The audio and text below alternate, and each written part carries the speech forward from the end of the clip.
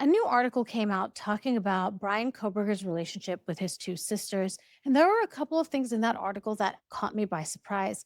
I want to talk all about that and more, so let's get into it. But before we begin, I want to introduce myself. My name is Tiffany, and this is Revealing the Crime.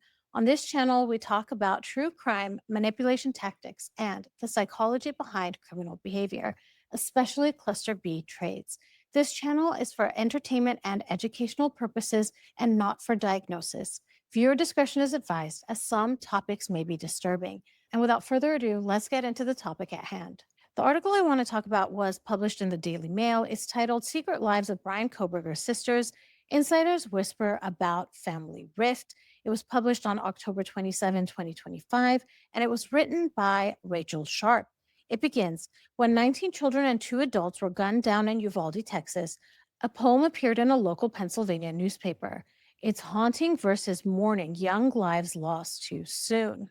Before we get into the poem, I want to say that I read this article one time through and I just started filming on camera. So this is my second time filming for this video.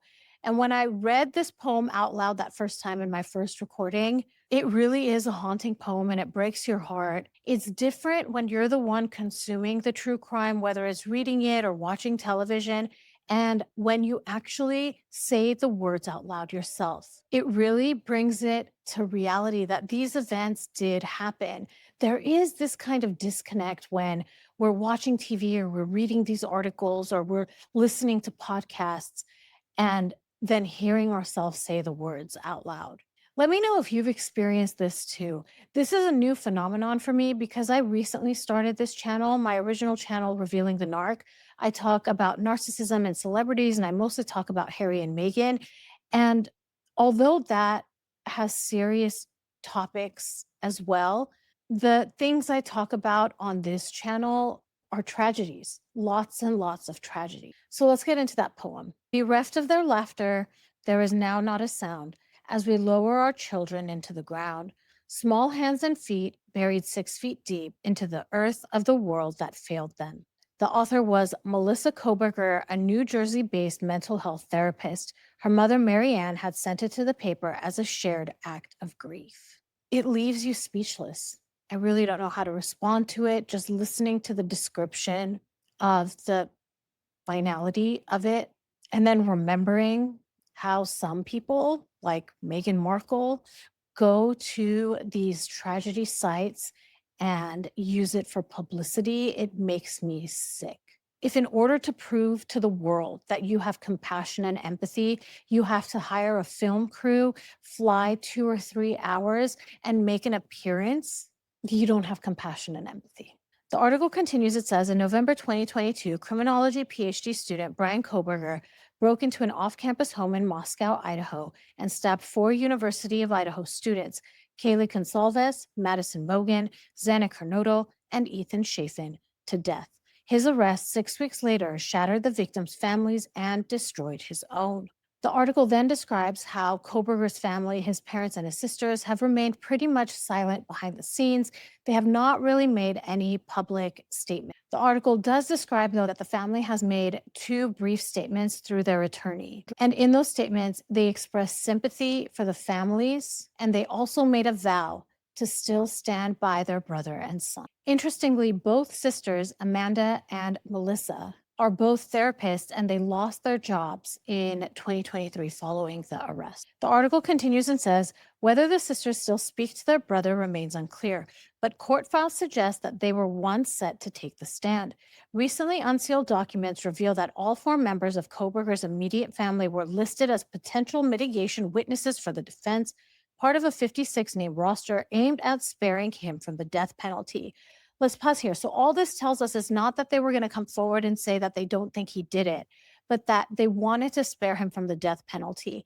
And I think perhaps that means maybe the family had accepted that Bryan was guilty of these actions. The article then says, in a strange twist, his eldest sister, Amanda, was also listed as a possible witness for the prosecution, the only family member on that side. I did wonder why it was Amanda that was on the prosecution's witness list. So I remembered that in an episode of Dateline that they did mention that one of the sisters had suspicions of their brother, and this article actually goes into that. It says a 2023 Dateline episode reported that one of the sisters had suspicions about Brian when he returned home for the holidays. She allegedly noted his proximity to the crime scene and even searched his car for clues. Investigators have never confirmed the claim. It makes sense that the prosecution would want to call the sister that had the suspicion. So perhaps if we make a couple of assumptions here, and of course, these are assumptions, we don't know for certain, that perhaps it was Amanda that harbored those suspicions. However, the article does describe that between the two sisters, Amanda is the one that seems to be closer to her family and her brother. The article says on July 2, a grief stricken Michael and Marianne, these are Bryan Kohberger's parents, sat inside Ada County Courthouse as their son admitted to the killings. Neither of the sisters attended. Days earlier, a worker in the family's gated Pennsylvania community told the Daily Mail that Michael just wanted to know the truth. 3 weeks later, on July 23, Marianne returned to court in Boise without her husband to see their only son sentenced to life in prison. This time she was joined by Amanda, the two women visibly emotional as the victims' families gave devastating impact statements. I watched part of that when the victims were giving their impact statement. It was hard to watch. Let me know in the comments if you watched it too. When I saw the roommate Dylan speaking, I mean, I was sobbing along with her. The absolute horror. And when you think about how young all of them were, the ones that were murdered, the friends of the ones that were murdered, they had their whole lives ahead of them. It's a total tragedy. The article then says Melissa, 3 years older than Brian, was the only immediate family member not to attend either hearing. Her absence has fueled speculation of a rift. A Pennsylvania source hinted to the Daily Mail. Melissa's only court appearance came in January 2023 when the family stood together as Brian faced extradition to Idaho. Their faces were hidden behind masks and coats. She has kept a low profile since. So, based on what we're seeing from the outside, it does seem that there is a rift, that Melissa hasn't really made it to the court appearances after that extradition hearing. And I would imagine that if you had a sibling that did such a horrible thing, it would be very difficult to reconcile that. And then, as a consequence of that, it's not just that he did this horrible thing, but the entire family has been thrown into the media. Both sisters lost their positions. It's a life changing moment for all of his family. The article describes that records show Amanda, Michael, and Marianne were home when Kohberger was arrested in a dawn raid on December 30, 2022. All three were interviewed that morning. Melissa, who lives in New Jersey, was not present. Well, that tells us then, doesn't it? It seems maybe, I mean, okay, I'm jumping to conclusions here. Have any of you seen the movie? Is it Office Space? It's the jump to conclusions, Matt. That's what I just did. I jumped to conclusions. So I assumed that because Amanda was the one that was there and they interviewed her the morning where they arrested him, my assumption was Amanda was the one that went through the court because she was the one that was right there. But the suspicions were coming around that week of Christmas and New Year's. So it could have been Melissa that was there a couple of days earlier that looked through the car. So again, I'm jumping to conclusions, but perhaps maybe there was something said in those interviews on the morning of December 30th that made Amanda an interesting person or someone that would strengthen the case for the prosecution. The article then says that prosecutor Bill Thompson said that Amanda would have been dropped as a witness at trial after prosecutors found nothing substantially incriminating. The parents were understandably protective of their son, Thompson told the Idaho Statesman, and the sister really didn't seem to have anything specific to contribute. It really makes me wonder what it was that they originally thought to bring Amanda on as a prosecution witness. The article then goes into the history of the family, and this is what it says. Before his crimes, Kohberger's drug addiction had already tested family bonds. In 2014, his father, Michael, called police after his then 19-year-old son stole Melissa's $400 phone to buy heroin. By 2019, Melissa had moved to New Jersey, where she worked as a licensed mental health therapist specializing in trauma, anxiety, and ADHD, the same condition her brother's lawyers cited in his defense. Amanda stayed in Pennsylvania working as a school counselor. Both sisters lost their jobs in the spring of 2023, according to News Nation. Melissa has since found new work as a therapist in New Jersey. It is unclear if Amanda, who lives with her parents, has also found work. This is one of the reasons I wanted to go through this article because there's a lot of information that I had no idea about. And this is what it says.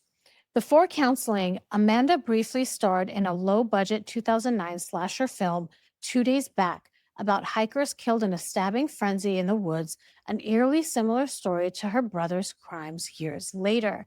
If I'm not mistaken, in that Dateline episode about Bryan Kohberger, there were people that said that they had met Brian at a party, I believe, and they were hiking, they were coming back down the trail, and it was getting closer to nighttime as Brian was walking up the trail. And they remember thinking that that was odd, that it was getting very dark and he was going up into the mountains at that time.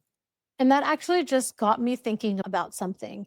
I've recently started being interested in photography. I'm not that good at it, but I feel like it's just such a great creative way to capture things that are around us. And I mean, when you're taking photographs of something, you have to be in the moment, right? You have to be looking for beauty around you and looking at different angles. And it's just a really fun hobby. So I started thinking, what if I got into astrophotography? Like, how beautiful is it? People that go and take pictures of the Milky Way. And I started watching videos on YouTube, like, how do people do this? And it's a no. It's a no for me. I can't do it because what it entails is going somewhere that's incredibly dark and sitting there in the dark to take these photos. A lot of the videos I watched, they did all their preparation beforehand. Like they had the camera already angled and all the exposure and aperture and shutter speed and all of that was already set. And they just waited for it to get dark. There was no lights. They couldn't turn on the lights from the car. They just sat in absolute darkness in the middle of nowhere in the wilderness. So I'm absolutely out. How funny that we're talking about this like the day before Halloween. So that is definitely not for me, but I absolutely admire the people that do this. And I absolutely love the photos that come out because they really are stunning and just so pleasant to look at. So I'm curious to know, what do you all think about this? Please let me know your thoughts in the comments. If this was interesting to you, please like and subscribe. Hit that notification bell so you'll know every time I drop a new video. If you're interested in the content that we talked about and you're interested in narcissism and celebrities and narcissism, there's a link to my other channel, Revealing the Narc, in the description of this video, and I hope to see you there. And before we close out, I would like to ask all of you that in lieu of super chats and super stickers, if you would please consider donating to the National Domestic Violence Hotline.